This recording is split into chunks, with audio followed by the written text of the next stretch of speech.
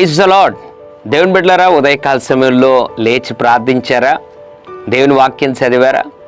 ఒకవేళ నువ్వు దేవుని వాక్యం చదివి ప్రార్థించంటే దేవునికి స్తోత్రం.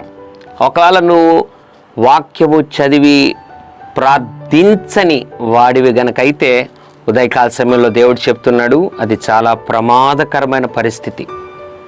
దేనికి మనం ప్రాధాన్యత ఇచ్చినా ఇవ్వకపోయినా ప్రభు సన్నిధికి ప్రాధాన్యతనివ్వాలి.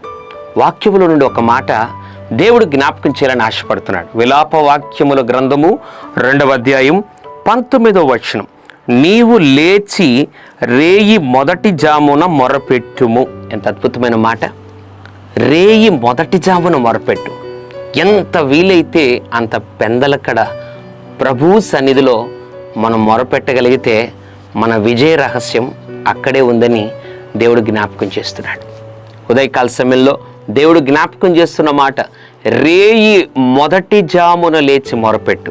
నీ పిల్లల కొరకు మొరపెట్టు, తాగుబోతుగా ఉన్న నీ భర్త కొరకు మొరపెట్టు, చెడిపోయినటువంటి నీ పిల్లల కొరకు మొరపెట్టు, తిరుగుబోతులుగా ఉన్నటువంటి నీ యవన బిడ్డల కొరకు మొరపెట్టు. రేయి మొదటి జామున లేచి మొరపెట్టే అనుభవం మాకు దయచేయి ప్రభు అని ప్రార్థించగలిగితే, ఒకవేళ శరీర బలహీనతలను బట్టి ఒకవేళ ఇది వరకు మనము లేయని వారమైనా దేవుడు ఆ బలమునిచ్చి రేయి మొదటి జామున మొరపెట్టే కృపను దయచేసి తద్వారా ఘన విజయములు నీ కుటుంబములో, నీ బిడ్డల జీవితంలో, వ్యాపారంలో, పరిచర్యలో ఆయన దయచేస్తాడు.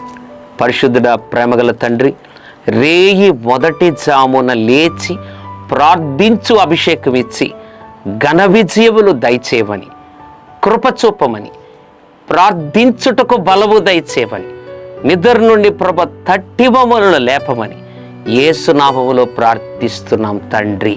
ఆమెన్. God bless you.